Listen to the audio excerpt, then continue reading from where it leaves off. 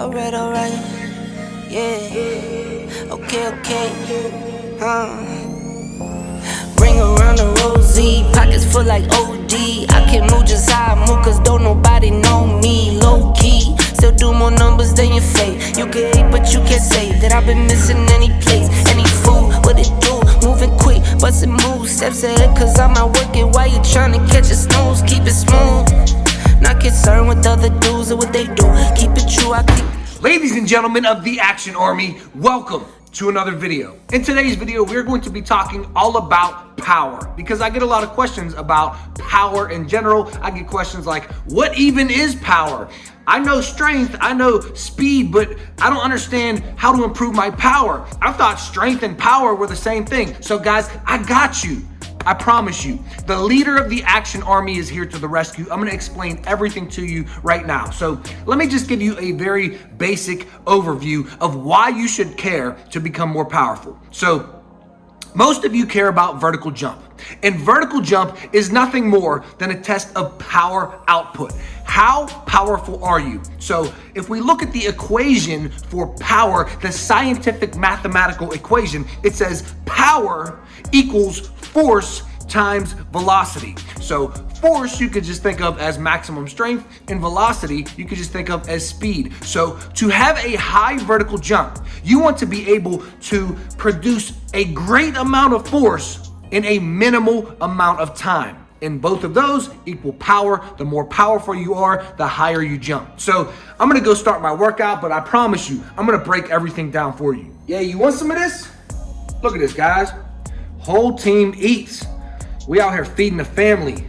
This man don't even pay rent. Also, guys, make sure you get your collagen. Link down below in the description. Collagen plus vitamin C is a great foundation for a healthy knee.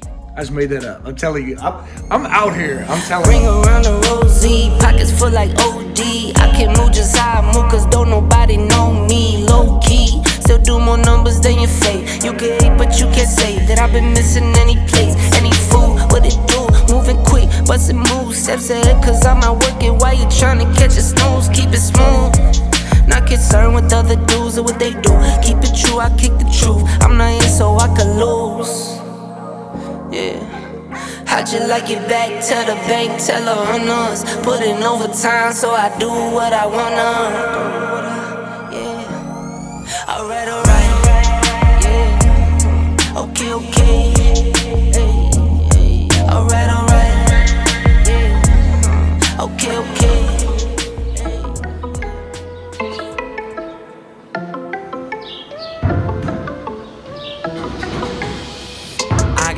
Blessings falling on me. I got weapons, need no armor. Stat like Tetris, you don't know me. Stat my fatty, you don't know me. Okay, hey now, it's a new kid on the playground. So many bags on me, would've thought I could spray ground.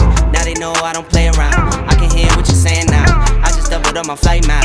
Coast to coast, know they ain't in town. I get rich, watch, then I get a sick watch. Watch me hit the top.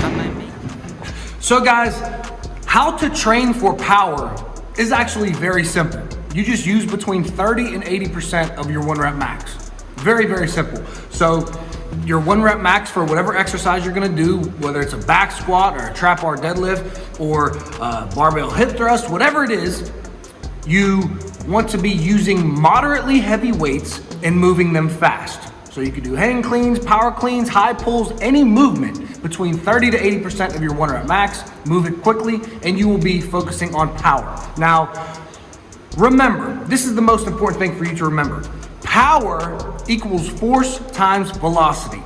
And in sports, especially basketball, it is very important for you to be able to produce a lot of force in very minimal time.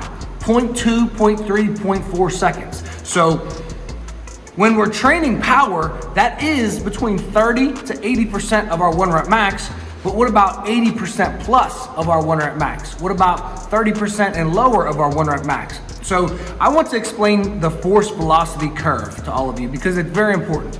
And then I'm going to tell you exactly what to do for your specific situation and where you are, whether you're strong in your anterior chain but lacking in your posterior chain, or vice versa, whether you're very strong in general but you can't jump very high, whether you're not very strong yet and your maximal strength isn't high. I'm going to tell you exactly what to do. So first off, the force velocity curve is just an inverse relationship between force and velocity, and it's very simple. The lighter the load, the faster you can move. The heavier the load, the slower you will move. So at the very bottom of the curve is velocity. This is something like a maximum sprint. So sprinting as fast as you can, this is the fastest that you can move. At the top of the curve, we have like a 1 rep max back squat. Because it is 1 rep max and it's very, very heavy, you can't move that very fast. So up at the top of the curve, you are working on force. Down, once you get at the bottom of the curve, you are working on velocity. So essentially, the heavier the load, the more you're working force. The lighter the load, the more you're working velocity. And I want you to understand that in the middle we have power, and then above that we have strength, speed, and below that we have speed, strength. And it all sounds very confusing, but you need to understand that you need all of these. You need all of these. You need maximum strength. You need strength, speed, you need power, you need speed, strength, you need complete and utter velocity as fast as you can for certain things. All of these are going to help you in sports. All of these are going to help you with vertical jump. However, I want you to understand that if you're not very strong, then you probably want to be working more on your maximum strength. If you're pretty strong, but you can't produce force quickly in 0.2, 0.3, 0.4, you probably want to be working a lot more on velocity. Now, you want to be working all of these on the curve, all of these at a certain time, okay? You never want to neglect anything, but depending on where you are in your journey, you have to place a focus. You have to place an emphasis on maximum strength or power or velocity based on what you are lacking and what you need most. So I'm going to talk to you about that right after I finish this workout, and then we are going to get down into the nitty-gritty, and I'm going to tell you exactly what to do.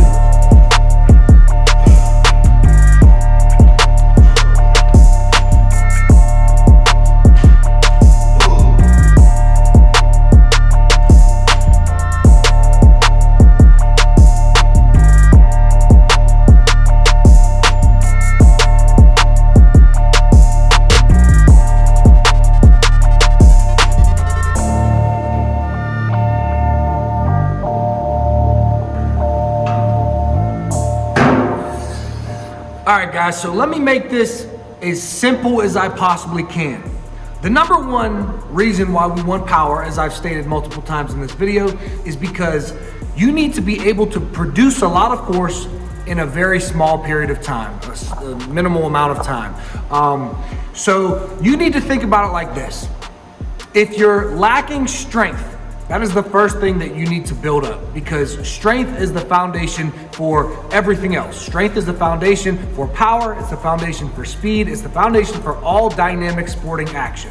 So you need a good foundational base of strength. So to do that, you need to start small and slowly build up and up and up in your 1 rep max until you can get heavy enough that you are improving your maximal strength. So you would be higher towards maximal strength on that force velocity curve. Then there's all the other things you need to do, like force absorption training, eccentric focus training, things like that. So if you're lacking strength, you need to build up your strength. If you are very strong, but you're not fast, then you need to work more towards the bottom of the curve, towards velocity. You need to do more plyometric work, and then more power work. So velocity, speed, strength, and then power should be where you are if you're very strong, but you're not very quick. You're not very fast. You can't apply a lot of force in that quick period of time. You can apply a lot of force, but not fast. That's where you want to focus on velocity, speed, strength, and power. If you have a good base of everything, then you decide, you pick and choose. Oh, and there's another thing I want to say. If your relative strength for your deadlift is very high, but your squat is terrible, you might want to bring up a lot of your quad dominant and anterior chain movements. If your squat is very good, but you're lacking in your posterior chain, you might want to bring up your posterior chain movement. So you need to look at where you are lacking and bring that up. If you want to emphasize power and bring up both your strength and speed at the same time, then just do more power training between 30 to 80% of your 1 rep max, and do your hang cleans and your power cleans and your squats between 30 to 80%, and your trap bar deadlifts and your hip thrusts and your rear foot elevated split squat and your kettlebell swings. Just do all of these power movements between 30 to 80% of your 1 rep max. So you're moderate on weight, but you are moving the weight as fast as you possibly can, bringing up strength and speed at the same time. However, you won't be bringing up speed as much as you would if you did a pure sprint. You won't be increasing your force as much as you would if you did a 5x5 heavy squat or a 1 rep max squat. So keep that in mind. Now, another thing I want to point out is if you are a beginner, I think you should bring up, and I've said this many times before, all parameters at the same time. Improve your speed, your power, your strength, and your hypertrophy all at the same time. If you are more advanced, meaning you have a training age of, you've been training 3 years or more and you have been consistent with it, then you should get more specific on your training. And you should have full power days, full speed days, full strength days. And then in order to focus on power is you just have 2 power workouts to every 1 strength and speed workout. So you would just, if you're training 3 days a week or your high intensity workouts, you're just doing power on Monday, strength on Wednesday, power on Friday, speed next Monday, power on Wednesday, strength. So you're just going power, strength, power, speed, power, strength, power, speed, just like that. So guys, I hope that this helps. I have one more thing that I want to talk about as to how to program out your training and when to do your strength block, your power block, your speed block, etc., etc. But we'll talk about that right after I hit my cardio.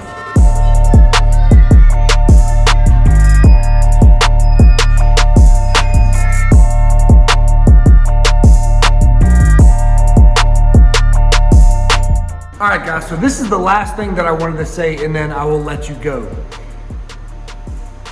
The most important things that I've said so far about power are that all dynamic sporting action, especially if you're a basketball player, requires you to apply a lot of force in minimal time. That is very true.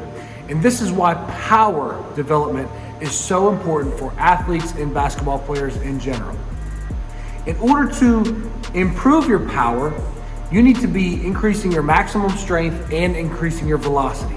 You can either do this by training pure maximum strength with really heavy weight, by training pure velocity with lightweight or little to no resistance by doing plyometrics, sprints, etc. Or you could go somewhere in the middle and you can train between 30 to 80% of your 1 rep max to really focus on power development. So those are the most important things that I want you to take from this video. A few more things that I want you to take from this video are that if you are a beginner, you can improve your speed, your power, and your maximum strength all at the same time in the same workout. You could do your first exercise, sprints, your second exercise, hang cleans, and your third exercise, heavy back squats. And you will improve your speed, your power, your strength, all at the same exact time. Once you begin to get more advanced, you need to get more specific. It's easy for untrained athletes and beginner athletes, beginner lifters, because your body hasn't seen these stimuli before. So any stimulus is going to improve that certain parameter when you train. So if you do speed training, power training, and strength training all in the same workout, those can all improve for a beginner. If you take somebody who is very elite, an advanced athlete, it gets harder and harder to train all of those at the same time. That is when you need to get more specific. So that's when you need a full workout on speed, a full workout on power development, a full workout on strength. And that is when you need to get very specific with your certain blocks of training, and you need to lay them out in a way that makes sense for you. So if I were you, I would first do a build the base phase, especially if you are a beginner, because strength is the foundation for all dynamic movement. Then I would do a strength phase. So build the base first, and in there you have your low level plyometrics, you have your eccentric work, you have all of the exercises that you need to do at low levels so that you can build them up to eventually do them at high levels. That is the whole point of a build the base phase. You are building the base to then build on top of with your next phase, which is strength. You can't just go super heavy right away. You can't take somebody off the street and say, hey, go do a 1 rep max on squats. Go do 5x5 when they've never squatted before. You need to start low and build your way up. So your first phase is build the base. Your second phase is a strength phase, and that is where you begin to improve your maximum strength. And you can still hit power and speed in this phase, but your focus is going to be on strength. After strength, your focus is going to be on power. You're going to do a power phase, and then your focus is going to be on speed or velocity. So that is what I would do. That is how I would schedule out my blocks of training to make best use of your time, essentially. So guys, hopefully you've got something out of this video. It is very late at night, so I'm having trouble thinking right now. I often start to slur my words when I stay up for this long, which I find hilarious when I go to edit it the next day. But anyways, I think that I did give you guys some good information in this video on how to develop your power output. So remember, vertical jump is nothing more than a test of power output. The most important thing for you to be athletic in sports is to be able to produce a great amount of force in minimal time. And to do that, you need to improve and increase your power output and your explosiveness in general.